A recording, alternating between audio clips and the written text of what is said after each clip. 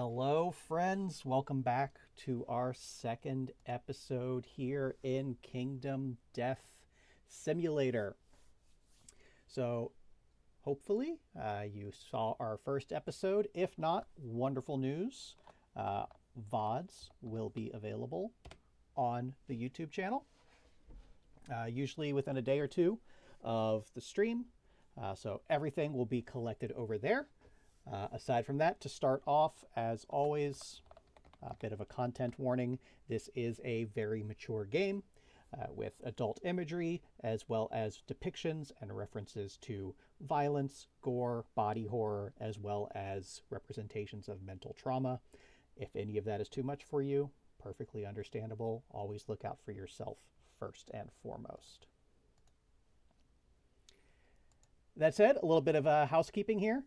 Noticed last week that volume was a little bit low, so hopefully I've turned it up a little bit. That might help the experience some. Additionally, reminder that this is a very complex game. There are a lot of rules, and it's a lot to go through as a single player. I will do my best, but mistakes might happen, as well as sometimes I get very engrossed in managing the minutia of the game. Might not always have an eye on chat, so if I do miss your message, I apologize. That said, thank you everybody very much for being here or watching on the VOD, and let's dive right into it. So, last week we did our prologue fight against the White Lion, where despite luck not being on our side, we were victorious. And we actually had a fantastic settlement phase. We were able to start with the maximum amount of survivors, the full 10 extras, as well as our 4 returning. We even had a love juice, which allowed us to give birth to a 15th member of the population, giving us some very valuable abilities. We had access to our survival of the fittest, giving us some extra strength and evasion, as well as accept darkness to help us prevent some damage down the line. And we're going to need that because while we did beat the lion up pretty well, did not get very many resources out of it. So what we have going into this battle, we have returning, we have Alistair, who's just wearing his loincloth with a founding stone. He has nothing else going for him right now. He does have the extra strength from the prologue encounter, so he's primarily going to be using Fist and Tooth instead of the founding stone, but he has that backup in case of emergency. We also have returning Lucy, who has her cloth. She also has the bone darts. She gave her founding stone over to Alistair here, just so everybody can have a ranged option if they need it. Bone darts, only 1 speed, so only rolling 1 die at a time. Not a great to hit, but 3 strength on those means that they're very likely going to be dealing some sort of wound, as well as being safe at range. Zachary, nothing going on here, because we have invested the majority of our resources into our new survivor coming out, Maria. So Maria does have 2 pieces of armor, the rawhide vest and the rawhide headband. She's also been equipped with a bone axe and is carrying the stone noses. So Maria is going to be our primary tank. Her job is to try and stay in front of the monster, try and keep its attention. Urza is not able to come with us. She is too busy running things at home. She was chosen as the leader of our camp and had to stay behind this year. So Maria is stepping up into her space. So we were able to get at least enough resources to craft some good gear here. So with the rawhide vest, having the blue and red connectors, she has an additional 1 evasion on top of her 1 natural. Not reflected here on the character sheet, but should be reflected on the overlay. As well as access to this ability, which will let her look at the AI cards and potentially help to keep the monster on its back foot, have us in an advantageous position. but also she's the only one with a reasonable weapon. So her primary job is also just going to be attacking. Beyond that, one thing I did forget at the end of the prologue was all of the victorious survivors did gain an XP. I did that offline. But other than that, I think we're ready to start the hunt. So we did not have a hunt in the prologue. We started off in combat. So this is going to be a lot of your first introduction to the hunt. Here we have our hunt board. Let's actually go to the White Lion page to show a little bit about what this means. Showdown, White Lion. So when you set out on a hunt, you are supposed to set up the hunt board as such. E's are White Lion specific events, and the blank spaces are random events. As you fight higher level lions, you have to go through more of those events before you can start combat. So what this represents is that element of randomness. Otherwise, when you show up to fight the lion, you know, or any other quarry, you know exactly what fight you're going to get. So you can prepare very specifically for that fight and just trounce it at every opportunity. These hunt events add random nature to it. Some of them are going to be helpful. Some of them are not. Many of them are not. So you're going to have to just do your best in the hunt phase and then develop your combat strategy based on what you have available to you coming out of it. So we have our hunt board here. This is where we would lay out our cards and whatnot. However, this is something that is very nice from the simulator. There is some automation here where we can just set up to hunt our white lion.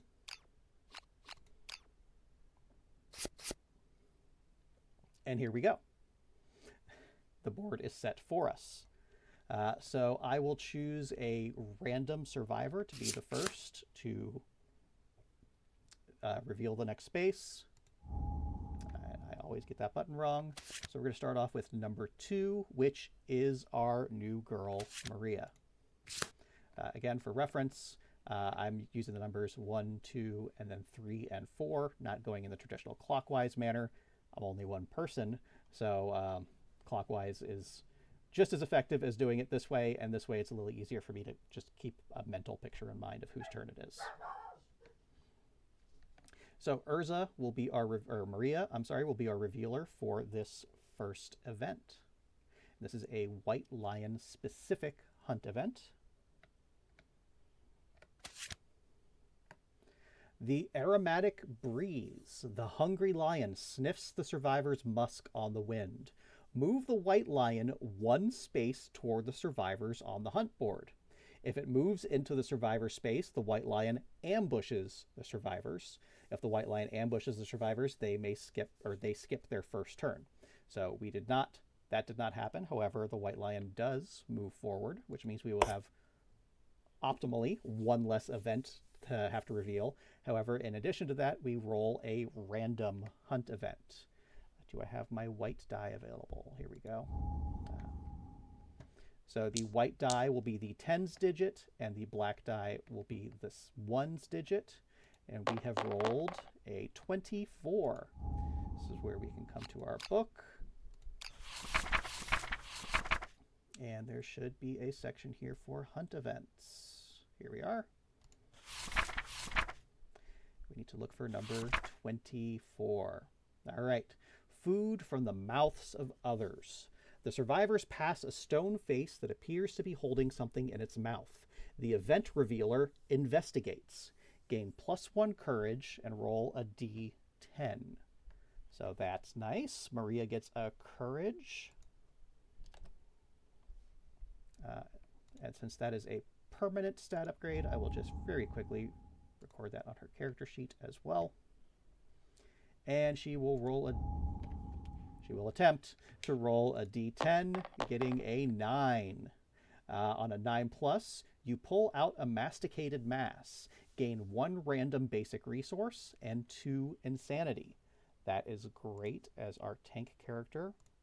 We're going to want her to have insanity. And before we've even started combat, we have a resource available to us. So Maria will get another broken lantern. Are you kidding me?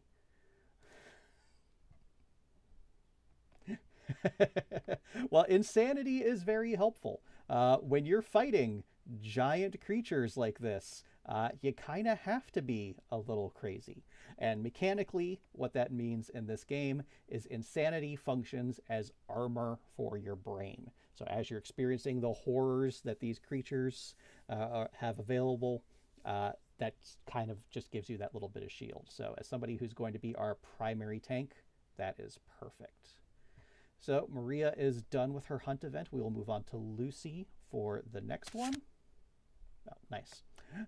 Marked territory. The white lion has marked this area. If any survivor has 3 or more understanding, they realize the area is covered in ammonia. Well, we don't have anybody with 3 or more understanding. We don't have anybody out here with 1 understanding right now. But this is such a great card. Hopefully we're going to see this again soon, because this will get us a free innovation. That said, nothing happens here, so we're going to roll a random event again. This time rolling a 37. 37. Lost. Oh, goodness. The survivors are hopelessly lost in the unbroken darkness. Move the survivors 2 spaces back on the hunt board. So the white lion moved forward, but now we have to move back to the start. So what this means on Zachary's turn, we're not going to repeat Aromatic Breeze. Since if we move into a revealed space, we just roll a random event for that one.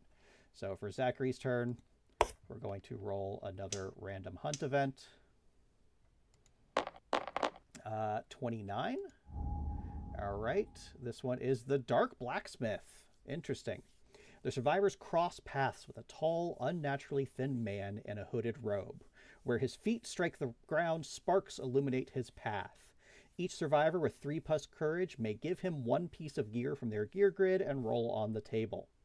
Unfortunately, nobody has 3 or more courage, but there is definitely some cool stuff that we can get from this in the future. That said, that ends that event. And our next one will be Alistair, once again, already revealed. So just going to roll a new random one. A 79. Whoop. The Dying Small Prospector. If your settlement already has a portcullis key, nope. The prospector is gone. Roll again on the hunt event table before moving on the hunt board. The survivors discover a body slumped against a large stone face. Moving closer, they find a small dying prospector riddled with arrows. As they approach, he growls a warning, threatening them with a huge stone shard. When he sees that they are not evil monsters, he calms down and gives them a key. With his dying breath, he says, "This is the key to the portcullis. Without it, you will never get through. Record the portcullis key in the settlement record sheet notes." If the settlement has graves, the event revealer builds a small monument of broken stone noses and gains +1 understanding. We do not have graves. That would have been nice, but we haven't had anybody die yet. However, I will record that portcullis key. I have never seen that event before. I wonder what that means.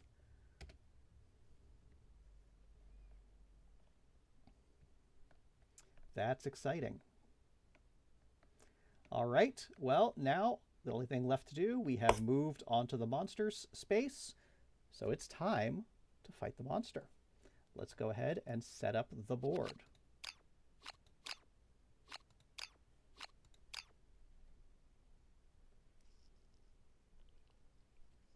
All right, so there's a lot of new interesting things here that weren't here last time. To start off with, where did all my extra miniatures go? That's not fun. Did they go back to the shelf? Are they in my inventory?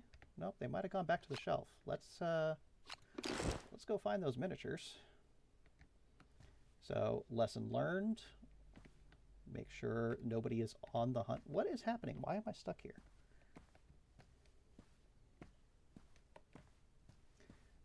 Let's see. And of course, when something goes back to the shelf, it kind of goes back in a random spot.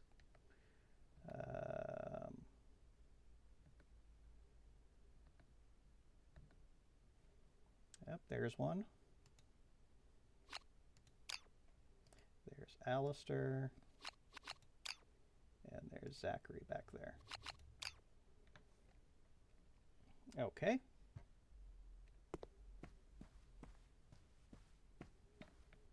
So let's get them out. And then since Maria was off the board, she did get added to the board. Let's just put them down here for now. What the heck happened there? That's new. All right. So we'll get them set up in just a minute, but let's look at the lion overall.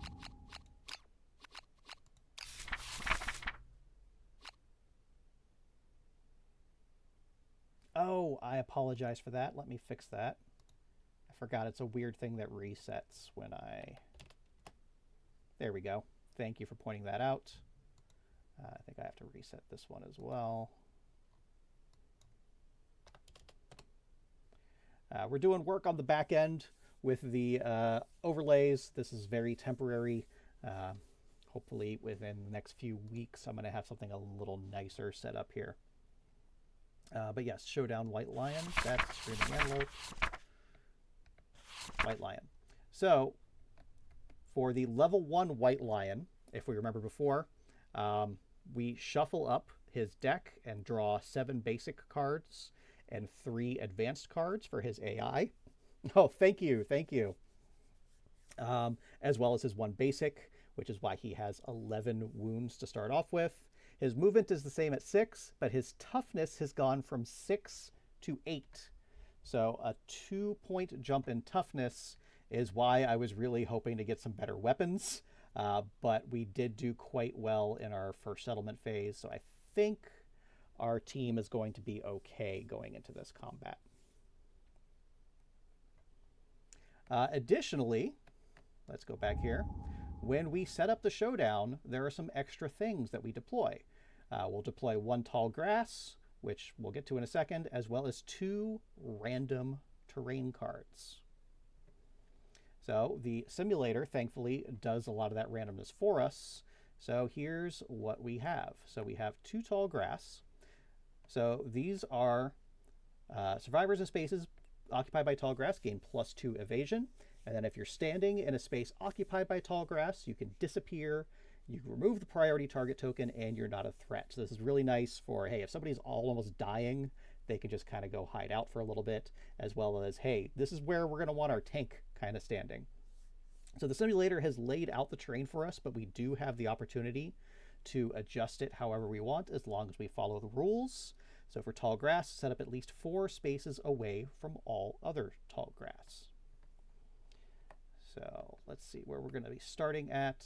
Again, we typically start 6 spaces away. 1, 2, 3, 4, 5, 6. So that little green overlay I was talking about last time, looks like that's only there for the prologue, which is interesting. So since Maria is hopefully going to be our primary target, we're going to start off with one of these right here for her to hang out in. And the other one we'll just kind of set off over here in case we need it later. Next up, we have 2 acanthus plants. These are pretty cool to see early on. Can get us some resources. Set up at least 6 spaces away from all other acanthus plants. So what I'm going to do here is I'm just going to kind of set them up over here to see if we can actually use them on the first turn to gather those resources. So 1, 2, 3, 4, 5, 6. Yeah, so that's fine. So on turn 1, Zachary will probably grab this one, and Lucy will move over here and grab that one. Let's see, 1, 2, 3, 4, 5. She can actually move into the grass, so we'll put it there. And then finally, we have stone columns. These are just something you kind of like hide behind to break line of sight.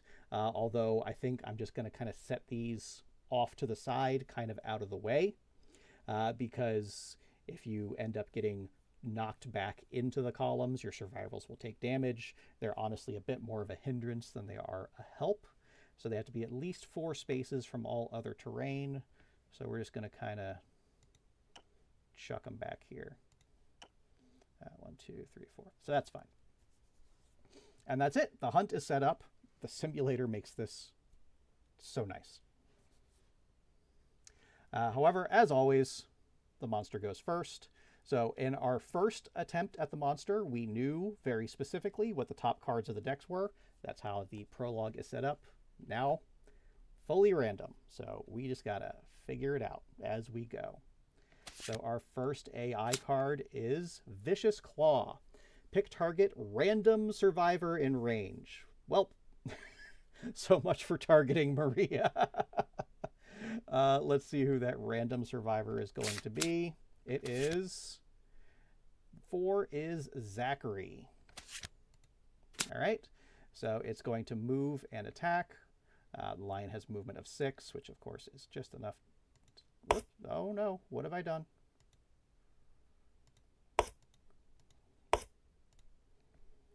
The lion's going to stop there.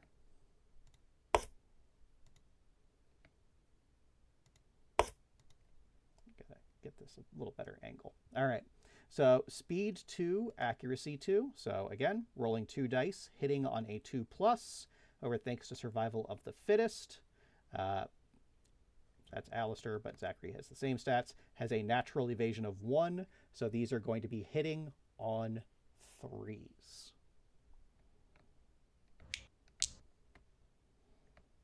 So let's see what we roll here. We have 2 hits. All right, so he's going to take 1 damage to each of 2 hit locations. 1 damage each to the body. We cannot... yeah, that's not going to be good. That's going to be a heavy wound since he has no armor. So he's going to spend his 1 and only survival to dodge one of those hits. Also, just for reference, that's why I've set up these tokens. Oh, I keep forgetting to tab back into the game when I'm updating my overlays, so I apologize for that. I'll get used to this as time goes on. So yeah, since you can only use each action once per round, this helps me keep track of it.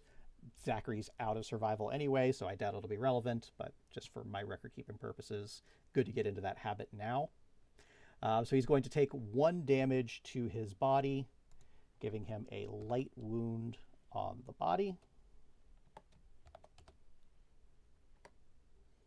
And he will also, after damage, take 1 bleeding token. So we get to talk about bleeding tokens. Let's grab that out of the box. So with bleeding tokens, if you have 5 bleeding tokens, you're dead. Regardless of anything else going on in your life. You could have plenty of armor points left, no severe injuries. Game doesn't care. 5 and you are done. So that is going to be that. So now our survivors get to take their turn. So as I said originally, Lucy's just going to come up here and she's going to try to gather this acanthus. So she gets to roll a die. She gets a 9. Nice. So I gain 1 fresh acanthus strange resource. And I archive that terrain. So I believe I have that deck out. I do. So grab a fresh acanthus. And Lucy will hold on to that. So fresh acanthus. I can archive it to fully heal 1 hit location, including injury levels and armor points. That might be helpful at some point, but also hopefully we could just bring this back to the settlement for us. Next up, we're going to have Zachary step back to try to gather this one. So again, let's bring that up. 4, find nothing, archive the terrain. Okay, that's fine. And then we're going to have Alistair come around here into the monster's blind spot. So Alistair is still using his Fist and Tooth, which hits on an 8+ normally. In the blind spot, that moves to 7s. So rolling 2 dice, looking for 7s to hit.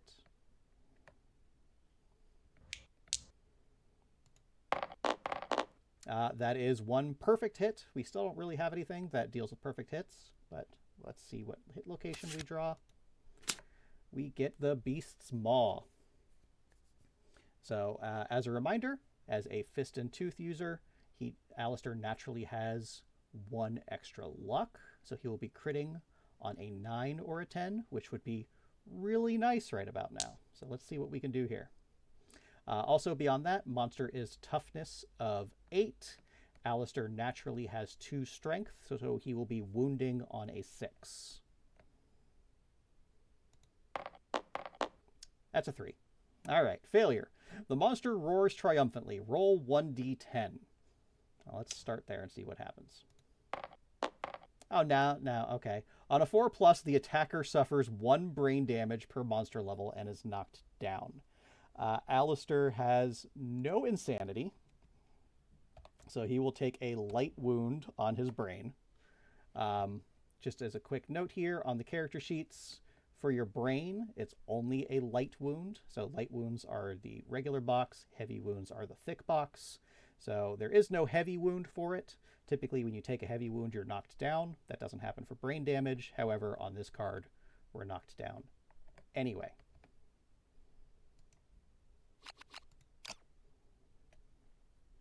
And that just brings us to Maria.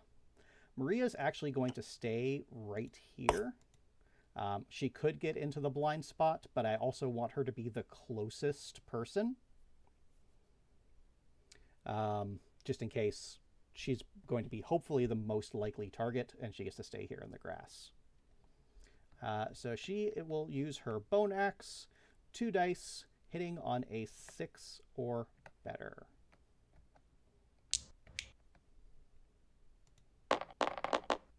No hits. All right, so combat continues to be a struggle for us here. But that is everybody's turn. Only thing left is for the monster. Monster will use Chomp. The closest threat facing in range. Shoot. That's going to be Zachary again. Zachary is the only one in facing. Maria is closest, but she is not in front of the creature. All right, so the lion will move here. Speed 1, hitting on 2s. Again, a 3 for Zachary's purposes. That's a 9. 1 damage guaranteed to be to his head location. And kind of like we mentioned before, the brain has no heavy wound. The head has no light wound. So that means Zachary is knocked down. But that's it. So if we could just keep Zachary... What is happening here? If we could just keep Zachary out of the way, I think we'll be fine. Alistair gets to stand up after the monster's turn. Zachary will remain down until the end of the monster's next turn. So what are our options here? I think our best bet is to bring Alistair in again. Again, hitting on 7s. No hits. Good job, bud. And then we're going to have Lucy, the bone darts are range 6.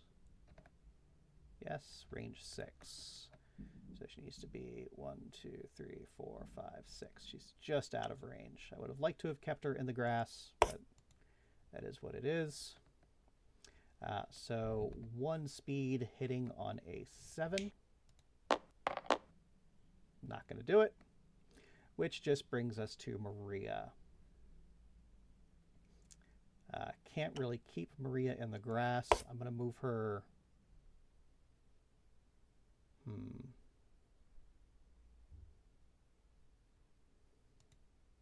actually going to move her here. Zachary, get out of the way, bud.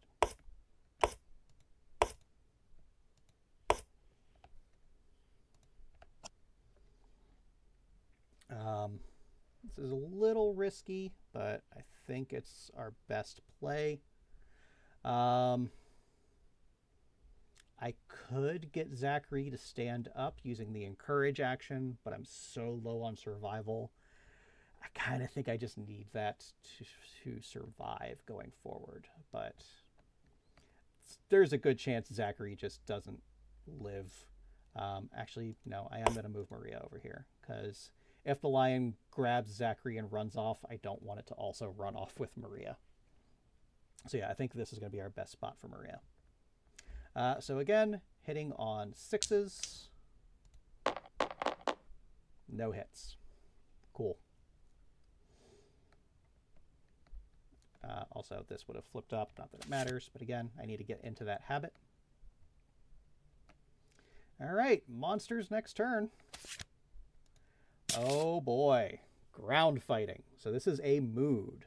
The monster flops onto its side, waiting for attackers to draw near. While ground fighting is in play, do not draw AI cards. So if anybody has a cat, they know when the cat flops over and looks all cute and innocent, like she wants to play, it's always a trap. And that's literally what the lion is doing right now. Mechanically, the lion is not in a knocked down state. So when a survivor spends its action in the zone of death, which is everything surrounding the lion, before resolving the action, the monster performs its basic action with +2 speed and +1 damage targeting the survivor. And then when the white lion is wounded, we get to discard ground fighting.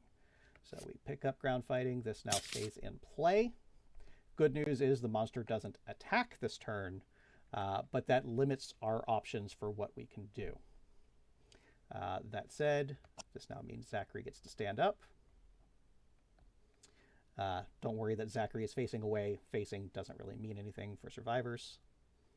However, this is why we brought the bone darts. Tears and bloodshed is the expected outcome. Tears and bloodshed is the default. So we're going to have Maria go first, since she can safely spend her action from over here. So with her bone darts hitting on a 7, hopefully this will hit. If not, we have backup plans. It misses. Okay. So our next best option is going to be to have Alistair. He's just going to take a couple steps back, and he's going to throw his founding stone, because we need to get this ground fighting off, and the only way we can do so safely is from range, which is why we brought our founding stones. So as a reminder, for a founding stone, you can spend your action to throw it. It's an automatic hit for an automatic crit. However, it's a one-time thing. You have to archive the card as well. So he will archive his founding stone to automatically do a critical wound. The hit location has a crit effect. That's nice. So, critical wound. The white lion finally takes a wound. So we get to draw face down, put it in the wound stack. White lion is down to 10. So for the critical wound effect, the white lion vomits all over you. It feels awesome. Gain 1 random basic resource and 3 insanity. Cool. So I just have to, something I gotta remember here as I'm making upgrades to the overlays. So going back to 3 insanity for me overwrites the light head wound. Realistically, he still has the light head wound. So that's something I'm going to have to keep in mind for now. But that's, I'm glad I saw that because that now gives me ideas of what I need to do with the... Oh, no, no, it's fine. Because the light wound doesn't go under insanity, it goes under brain. Got it. Right. So what else happens here? Gains 1 random basic resources. So again, shuffle up our deck. And he gets a monster hide. Cool. That's actually great. I need hide. And now the monster has been wounded, so we get to discard ground fighting. It's going to come up again because it's going to get shuffled back into the AI deck, so we're not safe. But again, we have ways of dealing with it. So what are we going to do here? 1, 2, 3, 4, 5. I'd like to get Maria into the front, but I don't want Maria and Zachary in the front. Can I? 1, 2, 3, 4. 1, 2, 3, 4, 5. All right, so I'm going to take a small risk of moving Maria first. I would like to not do this, but it's my best option. Have Maria attack with her axe. Again, looking for 6s. 1 hit, I'll take it.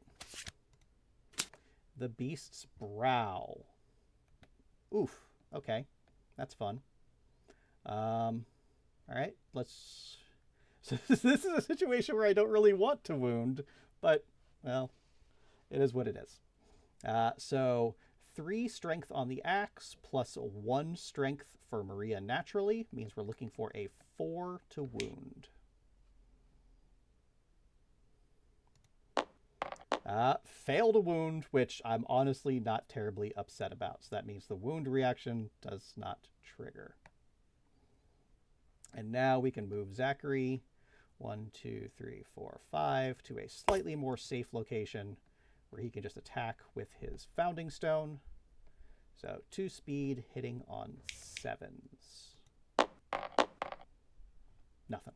All right. 9 or 10. So you did get to see our friend the Kingsman, I'm guessing. All right, got our AI card here. Claw, easy one. Okay, closest threat facing in range, which is why we wanted Maria here. This is definitely going to target Maria. So 2 speed hitting on 2+. However, thanks to the Rawhide set, Maria has 1 evasion plus her 1 natural evasion, so this will only be hitting on 4s.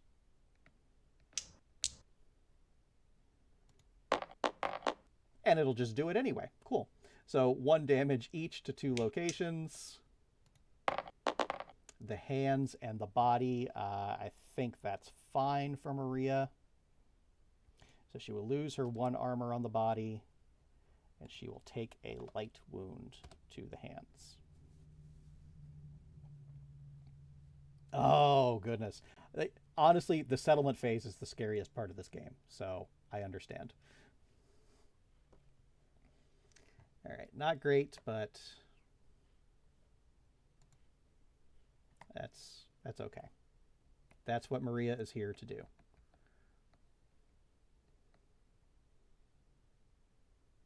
All right, back into our turn. I think I'm going to move Zachary here. So he's got his Founding Stone in the blind spot, so hitting on 6s. 2 hits. We've got the Beast's Flank and the Fuzzy Groin. Beast Flank is not great. Fuzzy Groin. Hit the monster right in the ding-dong. Cool. We're going to go for the Fuzzy Groin first. So monster is toughness 8 again, 1 strength on the founding stone, 1 strength on Zachary, so wounding on a 6. No wound. And then again for the beast's flank. No wound. Cool. And Alistair will do his thing. Alistair hitting on 7s. 1 perfect hit. Cool. That is the beast's chest. Cool. So wounding on a 6. Critting on a 9. This is where I would like to not have left Maria here, but I think it was honestly... I can't have anybody else getting attacked right now, so I kind of just have to be a little risky with Maria. She has no XP, so it's not like we're going to lose anything terribly valuable if she goes down. But it is what it is. Let's just not fail. That's it. Real simple. Let's fail. Full move the monster in a straight line. Cancel all hits now out of range. Any survivors passed over suffer grab. Grab, place the target knocked down in front of the monster. Attacker suffers 1 damage per monster level. So we're going to go 1, 2, 3, 4, 5, 6. Maria is going to come along for the ride, get knocked down, and suffer 1 damage to her waist. That's fine.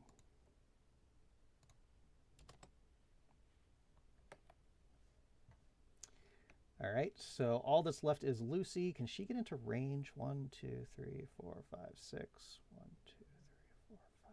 She can't even get into range. My goodness. 1, 2, 3, 4, 5. We're just going to get her as close as possible. No, these dice actually only go up to 6. It's wild. There's 10 sides, but somehow it's only numbered 1 through 6. So just double check. 1, 2, 3, 4, 5, 6. Yeah, out of range. However, Lucy will spend her survival to encourage Maria to stand up. So encourage was the new skill we gained from the language innovation. Once per round, if standing, spend 1 survival to call out to a non-deaf survivor. They stand if knocked down. So Maria does get to stand up. Which means she will also still get her turn. Might as well move her around to get a slightly better attack. So hitting on 5s. 1 perfect hit. Maria doesn't have anything for that. Jesus. Okay. 3 strength plus 1, so she's wounding on a 4. Thank you. Unfortunately, Alistair is the only one critting on 9s, but I will take what I can get.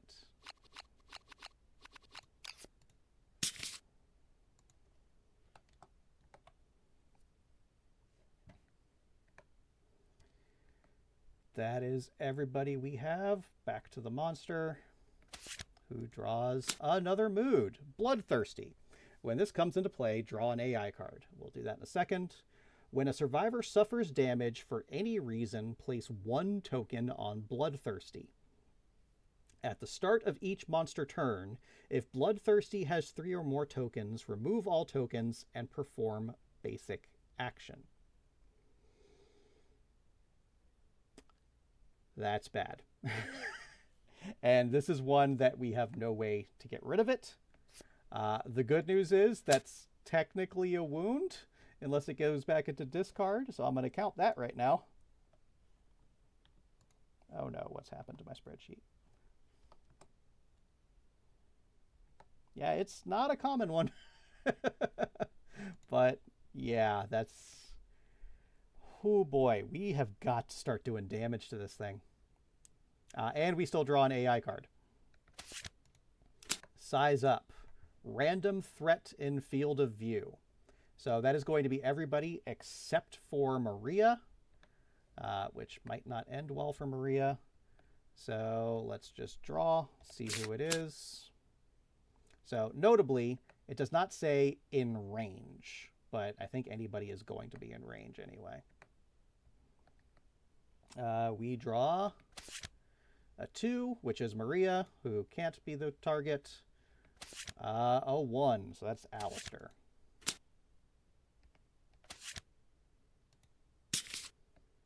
So what are we going to do here? We're going to intimidate the target. The monster stares down its prey. Turn to face target. So let's do that. And roll 1d10. On a result of 4 or higher, the target suffers 1 brain damage per monster level and is knocked down. So now would be a great time to roll low. We did it. We did it, guys. We rolled low. We successfully rolled low. All right. Monster functionally does nothing. We have got to start beating the crap out of this guy. First thing I'm going to do, let's get Maria out of like the extreme danger zone. Unfortunately, the boys are still out of range, so that's suboptimal. So actually, I think the best thing to do is to leave Maria here for now. And let's just start with her. Looking for those 6s. Got 1 hit to the beast's paw.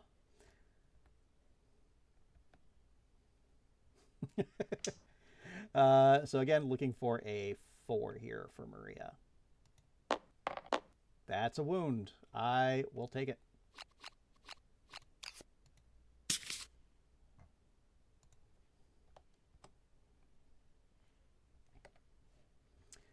Nothing else to do on this card. So next, we will just have Lucy kind of step up into the safe spot, throw her darts, looking for that 7. Not a 7. Okay. And then Alistair and Zachary, we're going to go 1, 2, 3, 4, 5. And 1, 2, 3, 4, 5.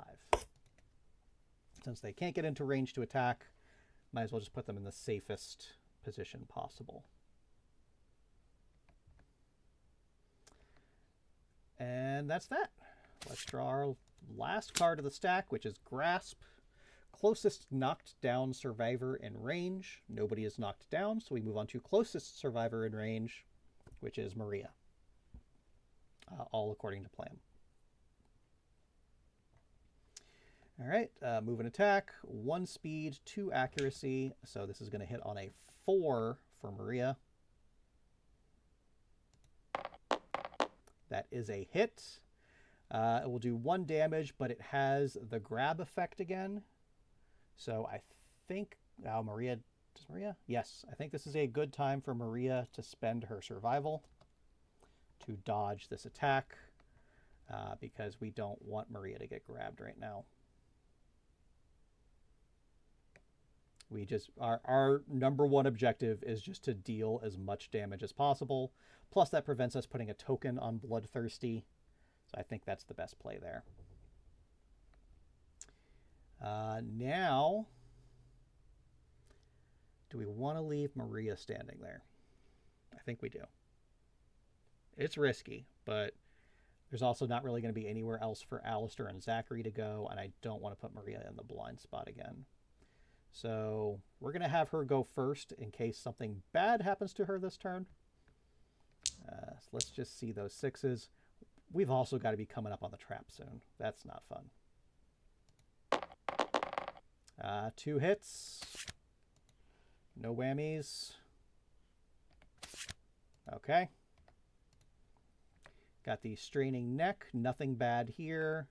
And the beast's tricep. So since there is nothing bad here, we'll start here. Looking for that 4. That is a wound. So we will pick up the stack, flip it, drop it, shuffle it, and then a face down card. Excellent. Doing what we need to do. Nothing else happening on this card. Excellent. And then the tricep. Just hit that 4, and we don't have to worry about anything else. 4. Did the job. We're moving in the right direction. Down to 5 wounds. Good job, Maria. Next up, we'll have Alistair come in. 1, 2, 3, 4.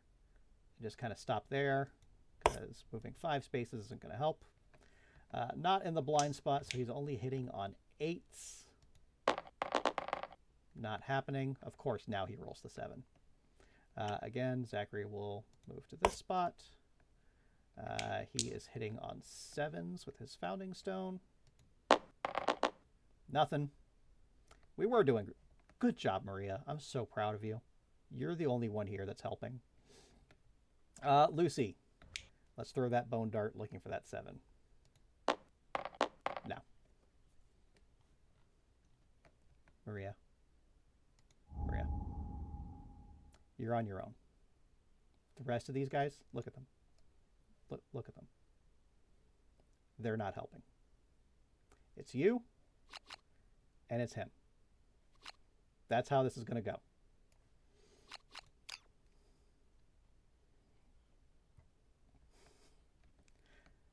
If Maria survives this fight, she's going to be an all-star for us. All right, moving on to the lion's turn. Vicious Claw. Random survivor in range. That's literally everybody. Please don't be Lucy.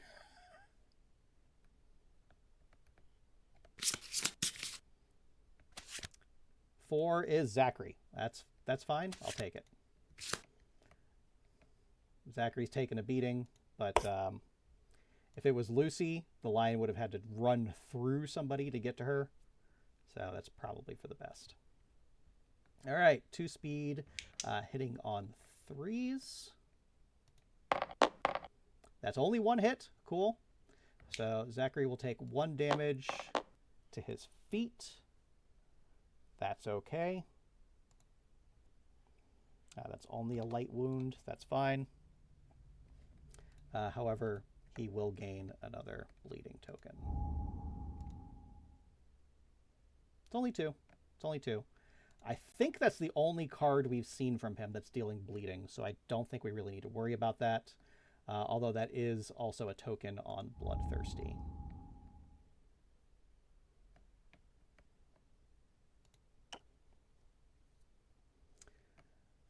But that is it for the monster. So unfortunately, nobody can get into the blind spot right now. So we're going to start off 1, 2, 3, 4, 5. We're going to bring Zachary around since he's taken the most punishment here, just to get him out of the front, just in case. Looking for those 7s. 1 hit. There it is. I knew it was coming. The clever ploy. The attacker is caught in the White Lion's ruse and savagely mauled. Attacker is doomed. Perform basic action targeting the survivor. All right, that's not too bad. So hitting on 3s. That's 1 hit. It's a 1, and I think it's cocked, but it's either a 9 or a 5, so I'll count it as a hit. With 1 damage to his body. I think he can take that. No, he cannot. That puts him to a heavy wound, which means, unfortunately, he is knocked down. But not too bad for a trap, although that is another Bloodthirsty token.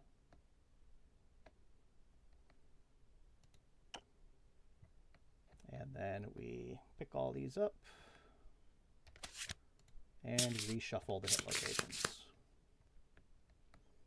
All right, next up, we'll have Alistair scoot around here. Looking for those 8s. 1 perfect hit.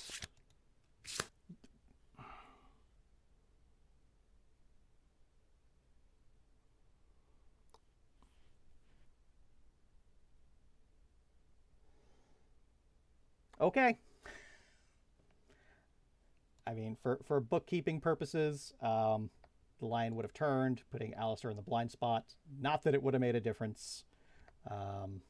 Cool.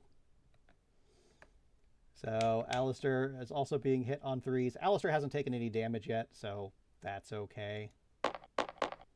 2 hits. So 1 damage each to the legs and the hands.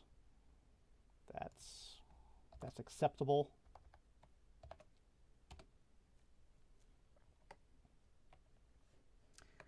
And that is our 3rd bloodthirsty token. I don't think it can gain more than 3. No, it sure can. And then it's at the start. So this can just stack up. That's not cool.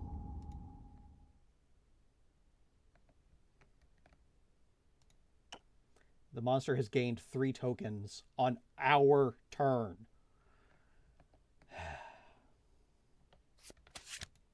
All right. I'm shuffling it. You saw me shuffle it last time. Are you seeing me shuffle it again this time? All right.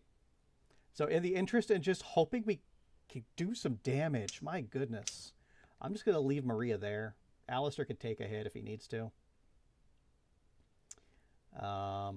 Yeah, that's... Here's the thing. Normally this fight is not this difficult. 1, I'm rolling like absolute garbage. And 2, I had very, very bad resource draws after the prologue fight. So I have very little in the way of gear. I only have 2 weapons, and one of them is the bone darts, which is not super reliable, and hardly any armor. So that's our main problem right now. But Maria will hit on 5s. Sure. All right, nothing bad here. I'll take it. Wounding on a 4. I'll take a wound.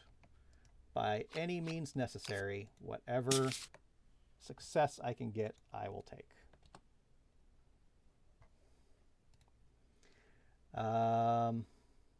Zachary's knocked down. Alistair had his turn, so all that's left is Lucy with her bone darts looking for that 7. She got it. Cool. And again, like I said, the good thing, the bone darts have a lot of strength. So that's good. So much like Maria, Lucy is wounding on a 4. That's a wound. That's a wound.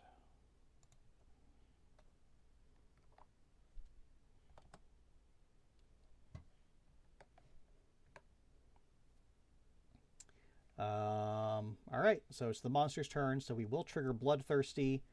Remove all tokens. Oh, okay, so if it has 3 or more, remove all. So it's actually going to use up all 4 of these, which is good. And perform its basic action. So close to survivor and field of view. That's just going to be poor Alistair, but that's his fate at this point. That is 2 hits. Alistair has 1 evasion, so that's 2 hits. So this thing just kind of like keeps looping itself. That's problematic. 2 to the waist. Cool. Alistair has waist armor, so that's fine. Oh, Cedric's coming. He'll be here. So that brings him down to 0, and then a light wound. Honestly, the best possible outcome. But that does put 2 tokens back on Bloodthirsty. And it still hasn't drawn its card for turn. Which is Claw. Closest threat facing in range. That's poor Alistair again. 2 hits again. To the head and to the feet. Alright, so that's a heavy wound to both. So I don't think it's worth spending his survival to dodge just yet. I mean, he's going to need his survival to survive something fatal at this point, and either of those are fatal. Oh, what have I done? So that brings him back to 4 tokens again. That's a brutal combo, and he is knocked down. That's the end of the monster's turn, which means Zachary stands up. All right. So we're going to start off with our only useful survivor in Maria, hitting on 5s. 1 hit. Oh, goodness. The Beast Femur, nothing bad here. That's great. And then looking for that 4. Yep. Don't know what I was expecting. Zachary, can you please do something? That's the wrong button. So Zachary with his Founding Stone is hitting on 6s. 1 hit. That's statistically accurate. God, please don't fail. Wounding on a 6.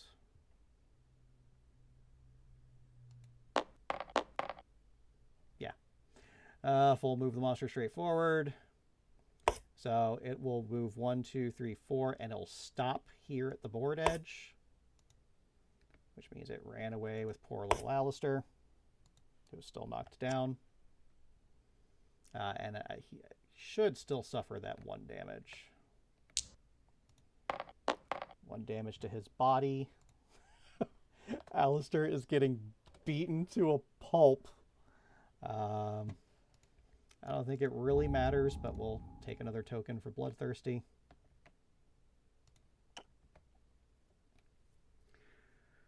Okay. Lucy, 1, 2, 3, 4. Actually, we'll keep her here. This is in range for her bone darts. 7. No. Does anybody have survival? The only person with survival is Alistair, who cannot make himself stand up. All right. So let's reshuffle our deck. And we get Claw again. Closest threat facing in range. So Alistair is not a threat, and there is nobody in facing since he's at the board edge. So the closest threat in field of view is going to be either Maria or Zachary. It's not random, so I get to choose.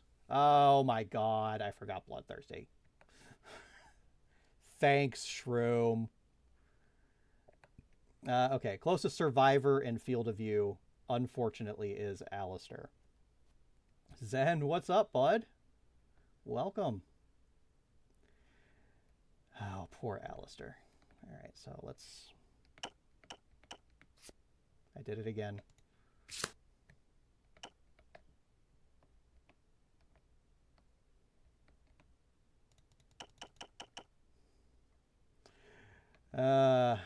Alistair doesn't have any negative effects from being knocked down, aside from being knocked down, so he still gets the full of his evasion, and he can spend survival to dodge if he needs to. Well, thanks for stopping by, bud. Which he almost definitely will need to. 2 hits, so that is 1 damage each to the legs and the hands. What have we got here? All right, so that's a heavy wound to the hands, and then he will spend his survival to dodge the legs.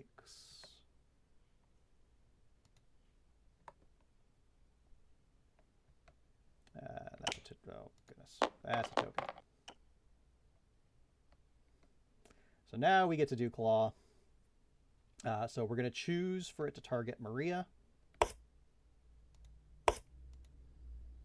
So this will hit on 4 for Maria. 1 hit, which is 1 damage to her waist. Unfortunate, but that's okay. Puts another token on Bloodthirsty, but that ends the monster's turn. So if we can just not take more damage on our own turn than on the monster's turn, that would be fantastic.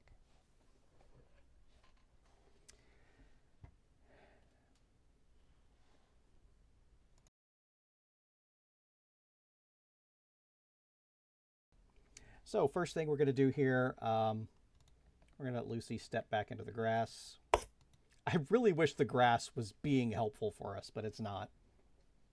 And she's going to throw her bone darts. Looking for that 7. Nothing. We will have Zachary scoot around, because we do kind of want to leave Maria here. Zachary's looking for those 7s. 1 hit. Is what it is. Okay. And then he is wounding on 6. Yes? Right. Well, at least we don't have to worry about that. And then finally, Maria, looking for that 6. That is 2 hits. Also, yes, Alistair should stand up at the end of the monster's turn, because he was knocked down for the entire monster's turn. So Alistair will also get to do stuff. But we got 2 hits here for Maria. Got the Beast's Maw and the Beast's Ear.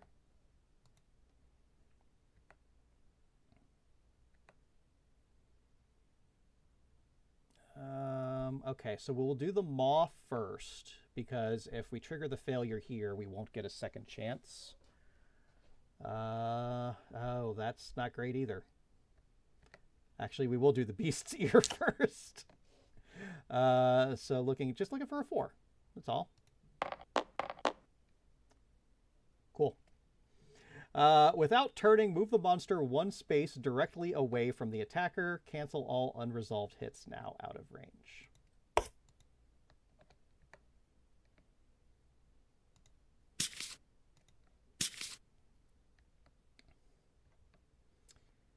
That doesn't bode well for Zachary. However, let's let Alistair do something. Hitting on 7s. Let's let Alistair not do anything. Good news is, did not gain any tokens that time around. So we won't get the Bloodthirsty this round. We will get a Vicious Claw. Random survivor in range. So that's everybody. It is number 3, which is Lucy. That's bad. So the monster will barrel through Maria to get to Lucy, which means Lucy suffers, or Maria suffers collision. Let me just double check what that means.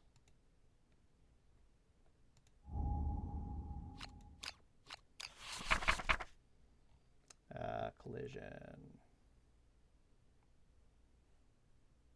All right, if a monster moves through a space occupied by a survivor, they collide and the survivor suffers a collision.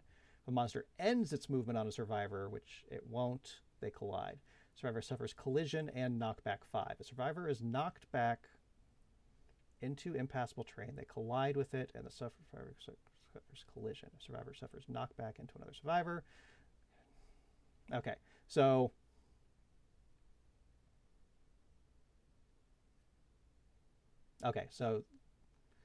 moves through, suffers collision. The other stuff doesn't happen because the monster won't end its space. So suffering collision, they are just knocked down. Yeah. There are some monsters that will have different collision effects. That's why I just kind of wanted to refresh my memory. So the lion will move here. Actually, it's the same either way. Let me just double check. 1, 2, 3, 4 to get to here. Or 1, 2, 3, 4 to come up here. Oh, but that'll end on top of Maria, so we'll go this way.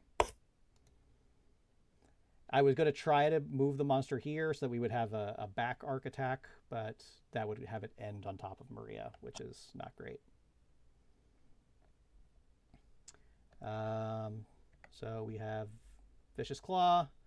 Has Lucy taken a hit yet? Lucy is still doing good, and she's in the grass. So the grass means she has +2 evasion, so that's all right. Plus her 1 natural evasion, which means the lion is hitting on 5s. 1 hit. Take 1 damage to her body. That's fine. Light wound. But she will gain a bleeding token. So that's... I did the thing again. That's 1 bloodthirsty. And 1 bleed on Lucy.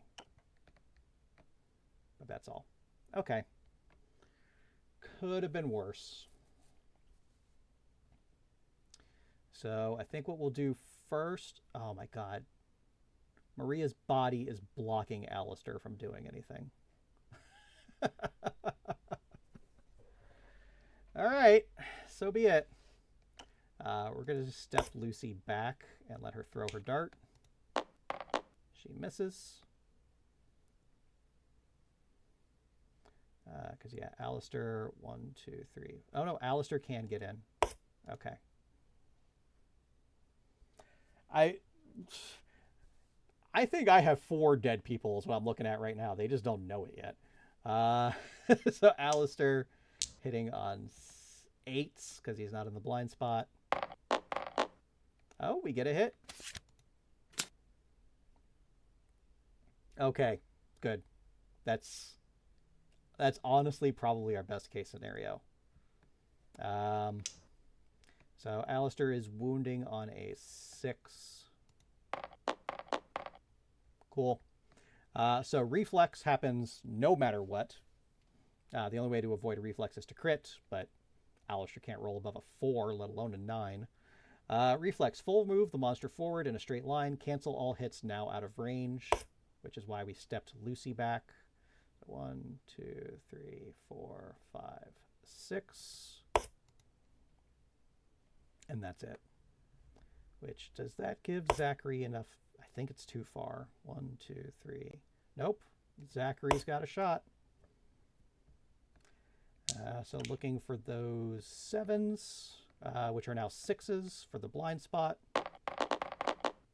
2 hits. Got a beast's rib. And a fuzzy groin. Alright, so there is nothing bad on the fuzzy groin, so we'll take that one first. 6 to wound for Zachary. Oh, that would have been so nice if it was Alistair, but it is what it is. We'll take a wound.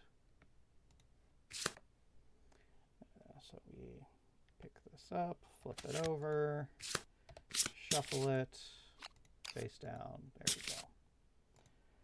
We're getting there. This is closer than I would like, but we're getting there. And then the beast's ribs. Nothing. And I believe that was everybody's action. Alistair could stand Maria up, but Maria has nowhere to go. So I think we'll just leave her there for now. I don't think the monster has any cards that are specifically targeting knocked down survivors, so I don't think she's really in danger over there. But we do get some stuff happening. Starting off with Bloodthirsty. Got our basic action. Closest survivor in field of view is going to be Maria, because Zachary is not in field of view. So again, hitting on 5s for... I'm sorry, not Maria, that's Lucy. Hitting on 5s for Lucy. Of course it's 2 hits. Why wouldn't it be 2 hits? 1 damage each to the body and the hands. What are we looking at here? That's a light to the hands and a heavy to the body. Which means Maria is knocked down. Immediately get 2 of these back. Now thankfully this is the only card left, so we know what he's going to be doing for the rest of the fight once we see which card this is. And it's Claw, which is probably the least bad. Closest threat facing in range. So the only threat in facing is Alistair. 1, 2, 3, 4, 5. And that is in range. So Lucy would be knocked down, but she's already knocked down. Yep, thank you, Pizza. I still don't know why that timer, that should be going off every so often, that's not.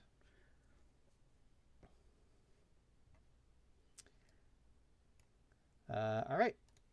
So hitting Alistair on 3s. That is 2 hits. So that is 2 damage. Body and the legs. Whoa. Oh boy, Alistair. All right, so he'll take the heavy to the body. He already has a heavy on the legs, which means we've got our first severe injury roll. Let's go to the book. So for legs, let's first of all roll a d10. 6. I don't think that's too bad. Torn Achilles. Your leg cannot bear your weight. Until the end of the showdown, whenever you suffer light, heavy, or severe injury, you are also knocked down. Well, Alistair ain't got a whole lot of lights or heavies to pass around. Skip the next hunt, gain 1 bleeding token. So, not too bad. Not too bad. Let's grab a bleeding token for him. I think that might be on the sheet. No, not the Achilles. Okay. But we will mark skip next hunt. All right. Yep, that was Claw. Okay. So that means end of the monster's turn. Maria will stand up. Lucy will stand up. Was Alistair even knocked down from that? You are also knocked down. Okay. Cool. We're just going to do everything we can. We just got to deal 2 wounds. So the best bet here is to bring Maria into the rear. So she only needs 5s to hit. 2 hits. Oh, I knew it. I knew it. I knew we were coming up on it. I should have done Lucy first.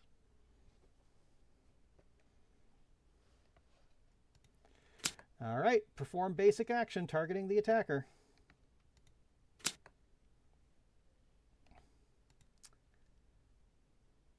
All right. So this will be hitting on 4s for Maria.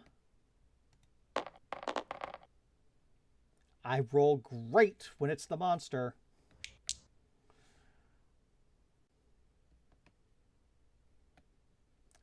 I mean, everybody has Fist and Tooth, but Maria is the only one with like an actual weapon.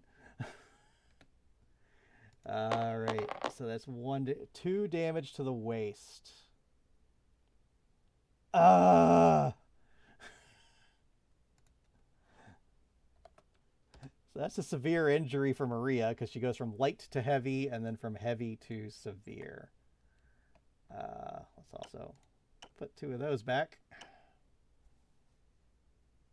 Yeah, we're getting close to Founding Stone territory, but we're not there yet. We still have 4 living survivors.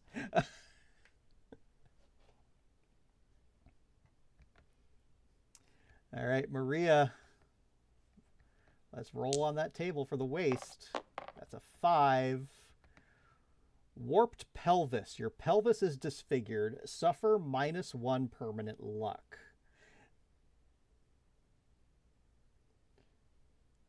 Well, we'll cross that bridge when we come to it, Shroom. -1 permanent luck. This injury is permanent and can be recorded multiple times. Gain 1 bleeding token. Oh no! Put the box down. What have I done? All right, so that's a bleeding token for Maria. Give her that warped pelvis. That's fun. While I'm here, I'll give her that -1 luck. But we'll also record that on the overlay. So that doesn't really mean anything, I don't think. Because I think a Lantern 10 crits regardless of what your luck is. Technically, no. But I don't like that rule. Although, realistically, if we wipe to the year 1 Lion, we're probably just starting over. Because, like, that is just a curse for the campaign. That's kind of why they added in the scouts in the expansion to give you that to give you that protection. But all right, shuffle it up. I think that also knocked her down, right? No, not knocked down. Okay. All right, Zachary. 1, 2, 3, 4, 5. We're gonna keep going. I'm not throwing these founding stones until it gets super dire. Oh my god! I forgot! Maria should have had 1 extra survival. I forgot to give her the stone noses when we arrived.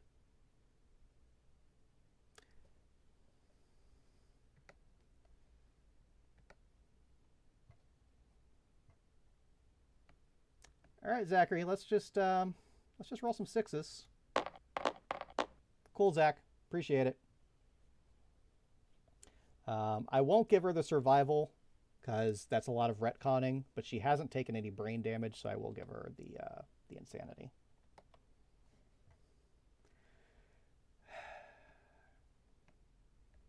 Lucy?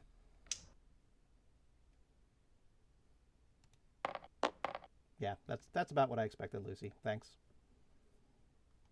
So let's resolve Bloodthirsty. One of these days I'm going to do that correctly.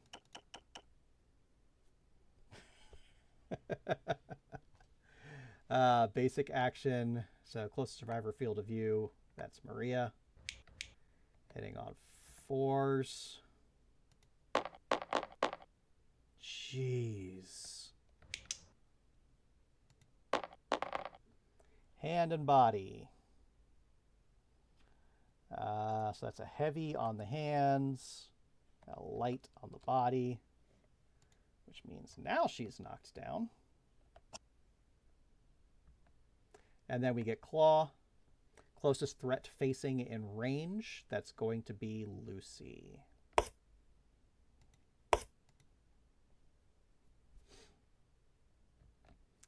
So we need 5s to hit Lucy, which is nice.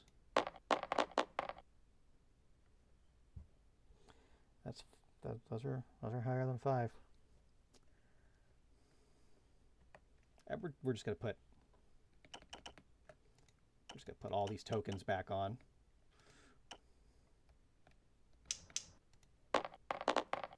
Two hits to the body. That's great. That's wonderful. That is 2 severe injuries to her body.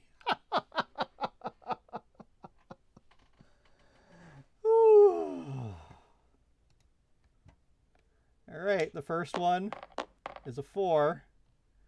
Gaping chest wound, -1 permanent strength. This injury is permanent. It can be recorded multiple times. Gain 1 bleeding token. And then the second one, oh, that's probably not good. Except darkness is only brain trauma, right? Just had to double check. A 2, instant death. The blow sends a bone fragment directly into your heart, killing you instantly.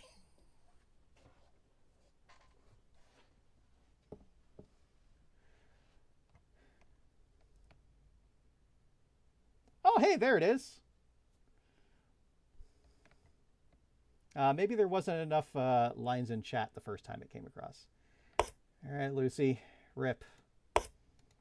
Or that's Maria's character sheet.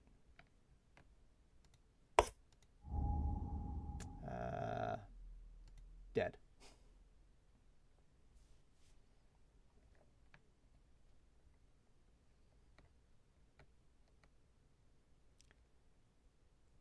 That was both cards. Okay. Maria remains knocked down? Yes. Because Maria took the basic action. But Alistair does stand up. All right, so let's just take stock here. Alistair already spent his Founding Stone. We're thinking about this now. We're thinking about it.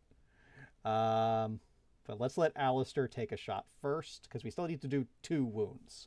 So throwing the stone now isn't getting us anywhere.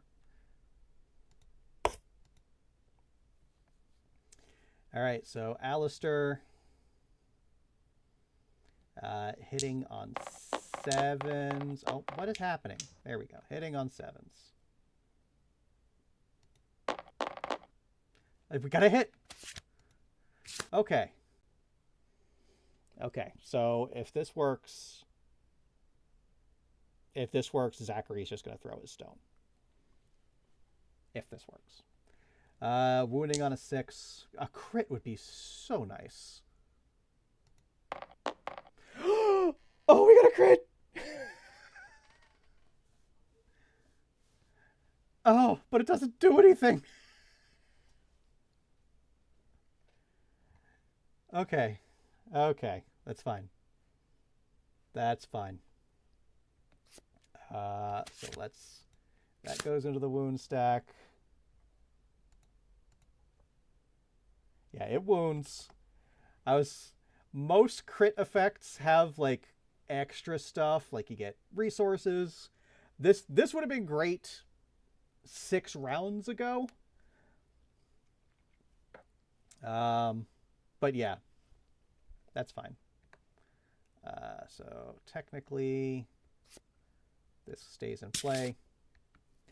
And then with a Bloodthirsty and another basic action coming up, and everybody on the brink of death, we're going to throw Zachary's Founding Stone. To auto crit.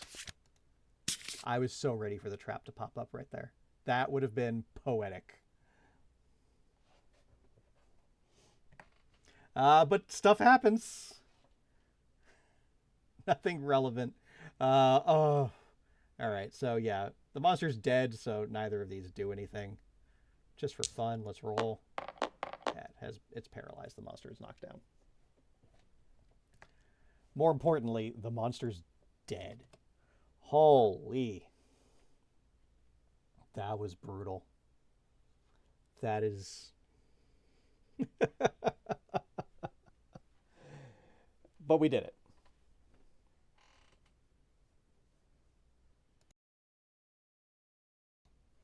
So let's go back to our showdown. Showdown White Lion. All right, victory. Everybody gains 1 hunt XP. Let's start there. So for Maria, that's just her first. But for Zachary and Alistair, they will hit their second.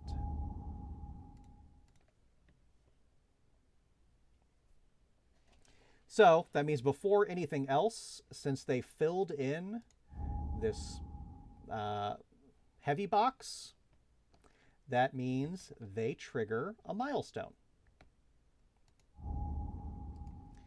So let's go back to contents and age. All right, so at their first age milestone, they gain weapon proficiency. I may select a weapon type for weapon proficiency. If I wound a monster with the selected weapon type, I am eligible to gain a proficiency level during the aftermath. So for Alistair, he is going to choose Fist and Tooth.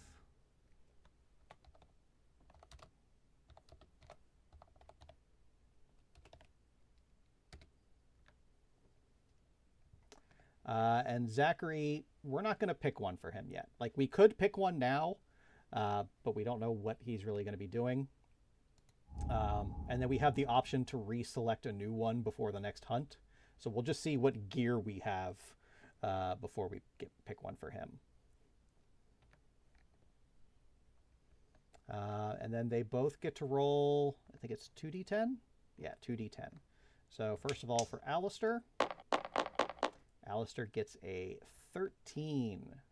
13 is a random fighting art. So first time we get to see these. Well, no, we saw them when we loaded up Urza with a bunch of stuff. So his random fighting art is... Oh my god! That's so good! I have such great luck outside of fights. Fist and Tooth attacks gain +1 accuracy, +1 strength, and Savage.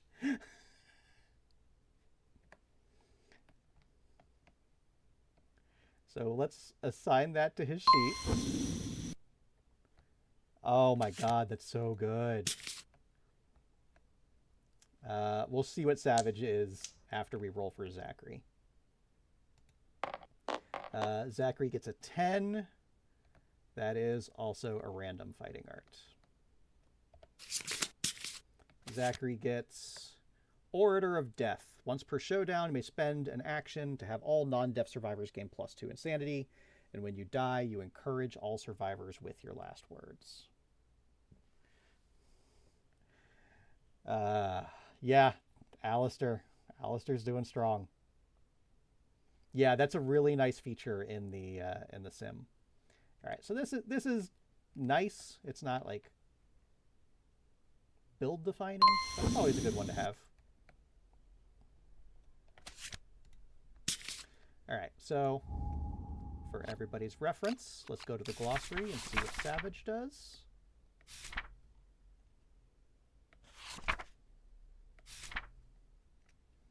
So Savage means when he's attacking barehanded, once per attack, if you crit, cause 1 additional wound. Cool. And hopefully Alistair will be critting quite a bit. As again, we see that gives him... Nope. I know I can look at it straight from the character sheet. Helps if I press the right button. Nope. There it is. +1 accuracy, +1 strength, Savage. So that doesn't let him crit more, but he naturally crits more. So that'll work out, I hope. All right, let's go back to our White Lion.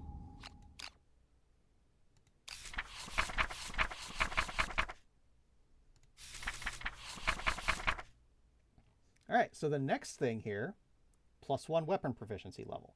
This is actually a rule I did not know. And this has actually been answered officially in the FAQs. Since you trigger these in order, Alistair gained his weapon proficiency, and then now he gets to take a point in it. Zachary didn't have anything worth taking a point in, so we're going to ignore that for now. But Alistair does get his first check in Fist and Tooth. And then we get our rewards. So rewards, the first time it's defeated at the Caterium to the settlement locations. We'll do that when we get back to the settlement. And then we gain 4 basic resources and 4 White Lion resources. And thankfully, we also are coming back with a few things. Guys, I forgot Lucy had this.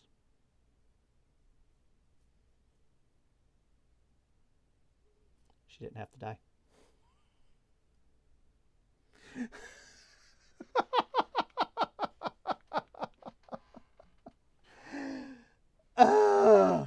Again, playing solo, there's a lot to keep track of.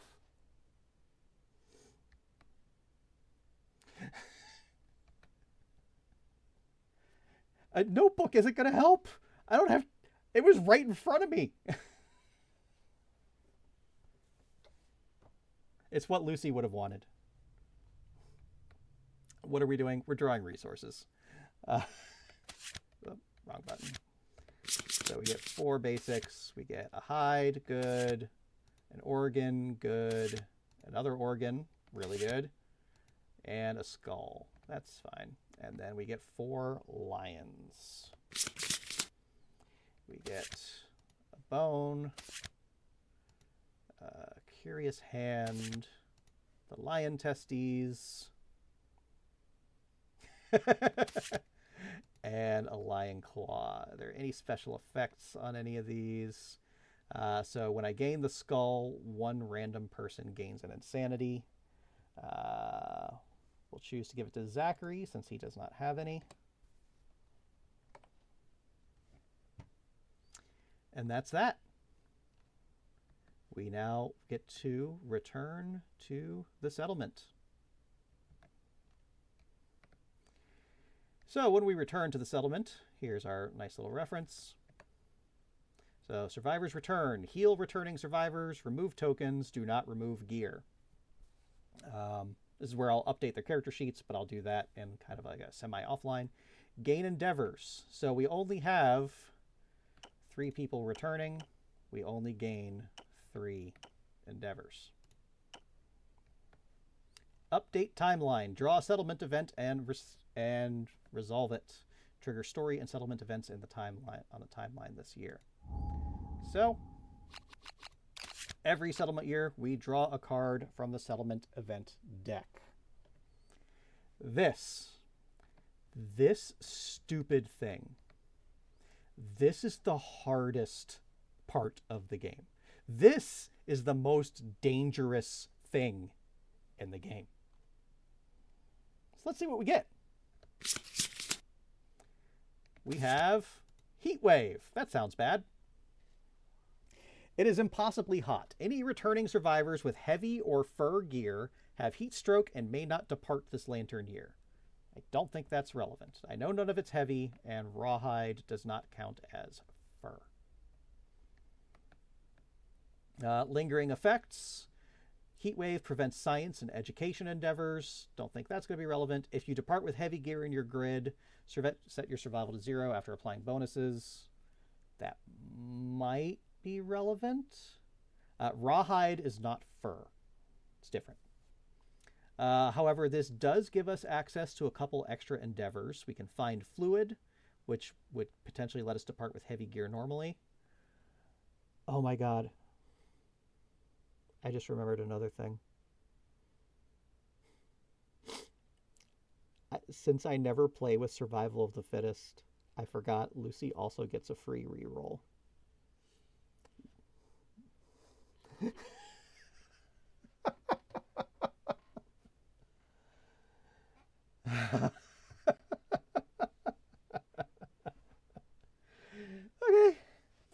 Or we can breathe fumes, scrape boiled goo from the... that doesn't seem like something we'll be doing.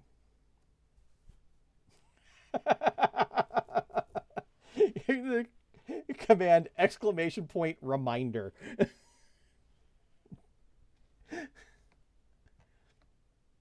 All right, so heat wave is done. We might see what we craft. That might be relevant. But we also get endless screams.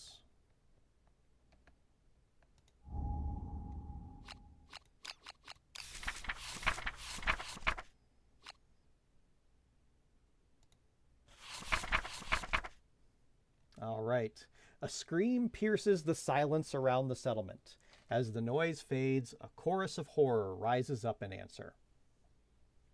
The settlement erupts into chaos, trying to comprehend the source of the terrible wail. You may now hunt the screaming antelope. Add it to the quarry list on the settlement record sheet. Nominate a single survivor to stand amidst the madness. They gain +1 courage and become the voice of reason. +1 courage. I think we give this to Maria. Maria already has 1 courage. This will bring her to 2.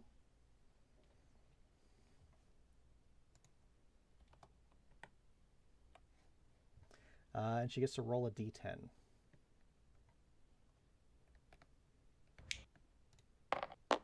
7. The survivor stands firm in the face of the screaming unknown.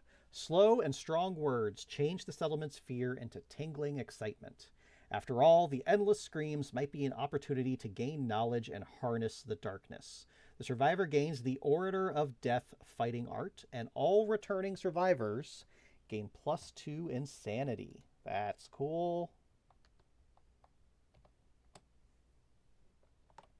So she will get Orator of Death as well.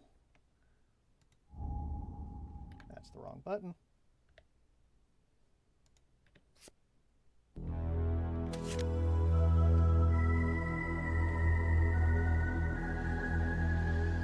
I forgot I set that. Thank you for the follow, Redtail. Maria will give her the Orator of Death. Cool. So now we get the opportunity to hunt the Screaming Antelope. While we're here, we will also grab the Caterium.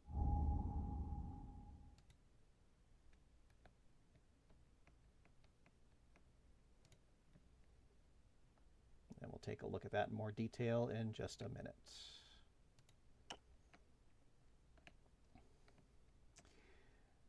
All right, that is all of our settlement events done. Yes, I gave it to them in the overlay. I'll take a little break in a minute to copy the overlay stats over onto their character sheets. All right, so next we get update death count. We had our first death, which triggers an event, triggers a milestone.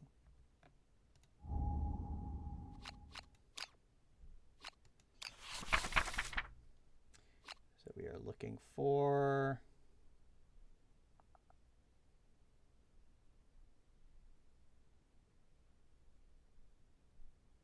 where is it?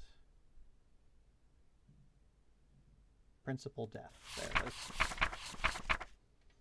All right. So much like before, we have 2 options to choose from. That's a lie. We have 1 option to choose from. We never pick cannibalize. I haven't had any personal experience with it, but I have been told cannibalize can work once you have ARC survivors out of the gambler's chest, which is the 1 piece of content that is not yet available in the simulator. So we just take graves. We always take graves. Graves is great.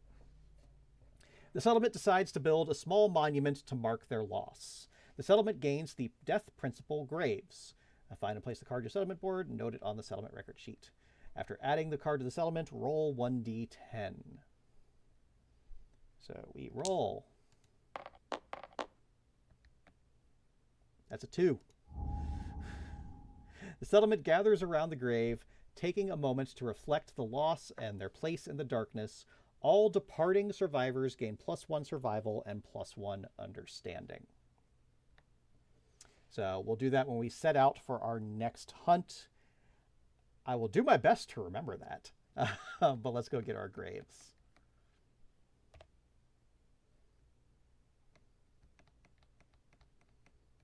All right.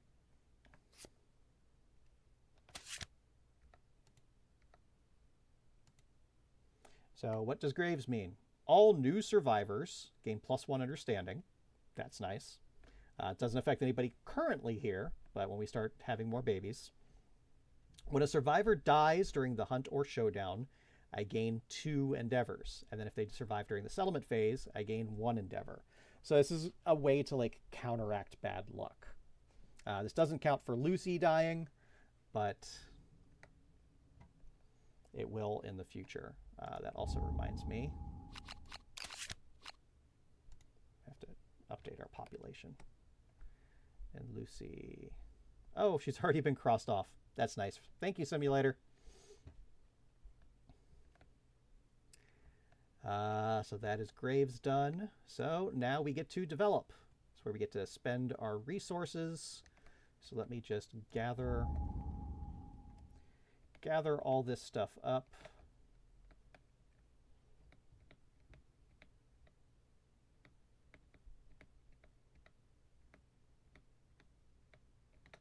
And we'll head on over to our crafting area.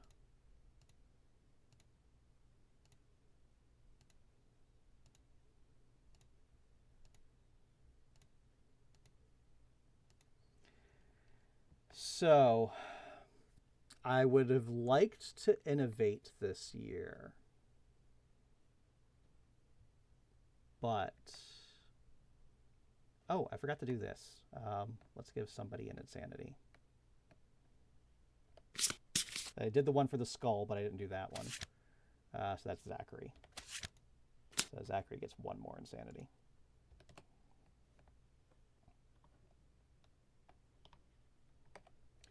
So definitely I need to finish my rawhide set. So that means I need to spend 3 more hide, which I have exactly 3 hide. So that's this. That's all spent. Which means we don't have a hide to innovate this year, but it's for the best because I need to finish that rawhide set. So that is going to be the gloves, the pants, and the boots.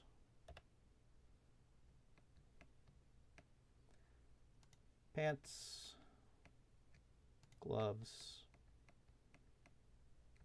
boots.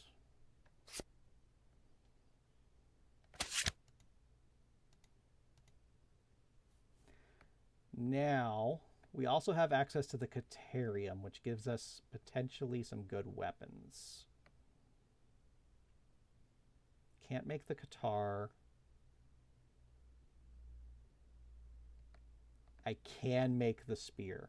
I love the spear. It's one of my favorite weapons in the game. So I'm going to do that.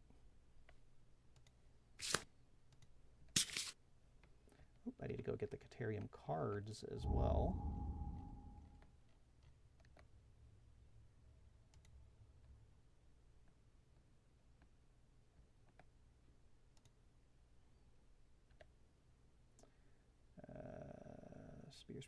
Spear.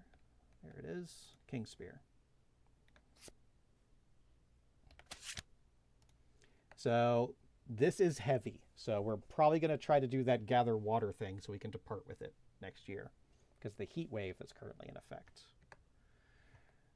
Beyond that, we've got a skull, paratestes, and 2 monster organs. So the monster organs, we're going to use 2 of those to make a monster grease.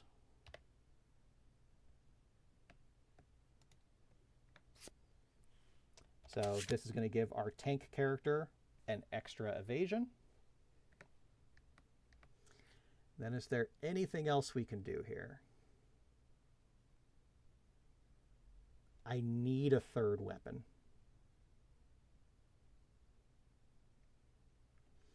So we're going to spend the skull to make a bone blade. It's not great, but it's better than the bone dagger, I think. Well, let's look. I can make either the dagger or the blade. Skull helm would have been nice, but I need the weapon. So the bone dagger, 3 speed, hits on 7, 1 strength. Bone blade, 2 speed, hits on 6, 2 strength. You know, I got some strong folks. I think I'm going to bring the dagger. Because I've got these people who couldn't come out last year. Alba and Leandros, who were the 2 parents last year. Both got an extra strength, as well as we still have Urza around. So I think I'm going to take out probably Alba. Well, I'll probably take both of them because Lucy's dead. Alba will take Lucy's spot, and Leandros will probably take Zachary's spot, and he's going to use the daggers.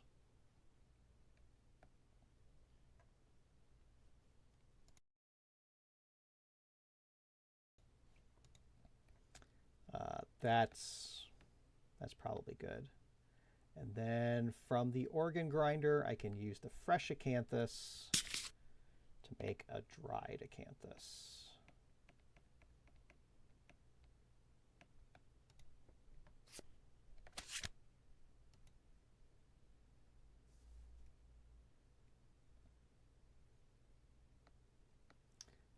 And then I think the testes, there's nothing I can really do with them. I can make a fecal salve.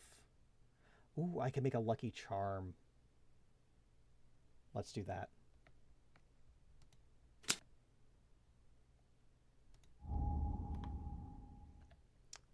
We'll make a lucky charm. I don't think we gain advantage of it yet. I don't think I have anything for the blue affinities. So maybe we won't do that, because I can't really take advantage of it just yet.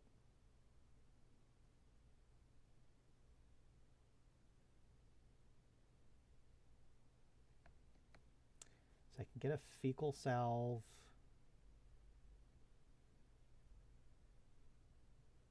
No, it's not worth it. We're going to take that back. So we're probably just going to hold on to the testes for now because I don't really have a great use for them otherwise. That's fine. We'll just archive those, hold on to them for next year, along with another broken lantern.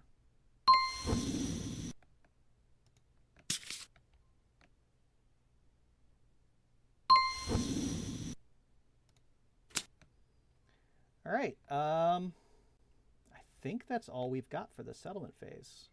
Next up, we just got to prepare to depart. Oh, wait, we still have all these endeavors. What am I talking about? All right. So I need to roll on Find Fluid. Looking for a 6 to 7 so that I can depart with the spear. What happened there?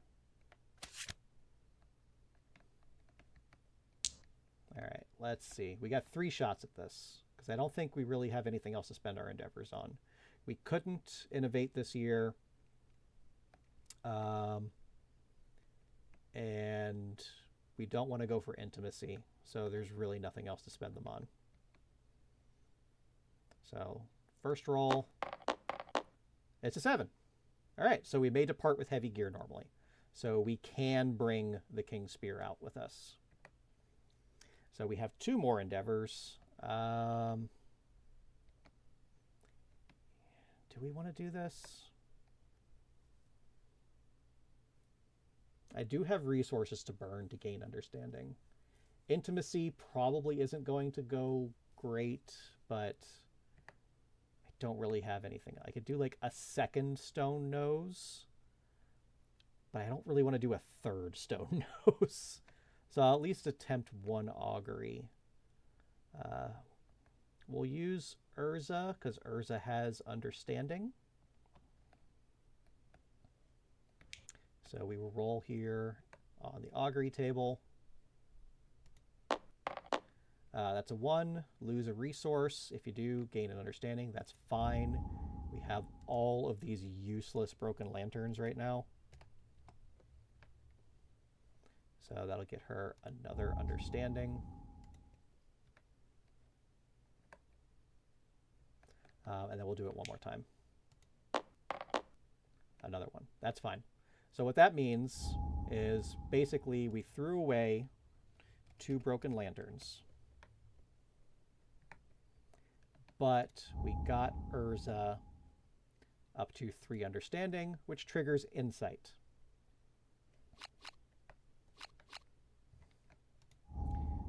insight is something that every character gets once they have 3 understanding. All right, so this depends on where she gained it. Select the epiphany corresponding to the current game phase. We are currently in the settlement phase. The hunt, which once filled you with inexorable dread, takes on a new dimension. Your expeditions outside the settlement inspire you with curiosity and wonder. Gain the following ability and roll on the table below. So she gains Tinker. So when she returns, we get an extra endeavor. Very handy. Excuse me. And then let's roll to see what else she gets. Where did that die go? She gets a 5, so she gains... We gain another endeavor. Cool. That's the wrong sheet. So let's give her Tinker. And since we have 1 endeavor left, and I don't think it's worth going for another augury, I'm okay making 1 stone nose. All right, let's get a second stone nose.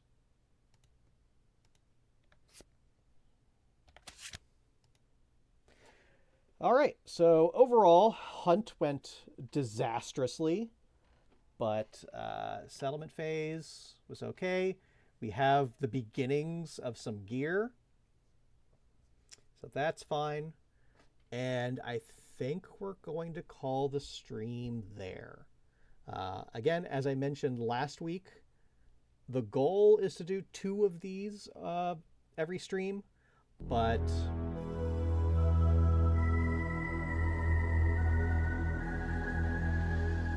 Thank you very much for the follow, Shroom. It was great to have you here tonight. Keeping me honest, making sure I didn't miss my bloodlust triggers. But that fight went far longer than expected. So I don't think I quite have enough time to do a second showdown before I fall over asleep. So we're going to end it here for the night. Again, goal is to try and do 3 of these. Maybe next week I'll think about starting a little earlier. We'll see how that goes. But yeah, this is going to be a good place to end, I believe. I got a lot of bookkeeping to do to get everybody set up for the next hunt phase. So thank you very much for joining me here. As always, if you want to see anything that you have missed, either on this stream or previous streams, VODs will be up on the YouTube channel. But let's just say one last goodbye to Lucy. You died because I'm stupid and forgot like 3 different rules tonight. That's on me. All right, let's raid on out. Let's see if we can find somebody to send a little bit of fun to. What have we got going on here? Oh wow, there's a couple other people playing Kingdom Death tonight. That's cool. Let's send it on off to one of them.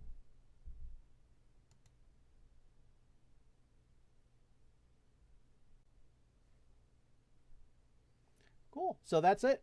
I will see you all here next Friday. Thank you very much for joining in. We're going to send the death and destruction on to somebody else. Thank you.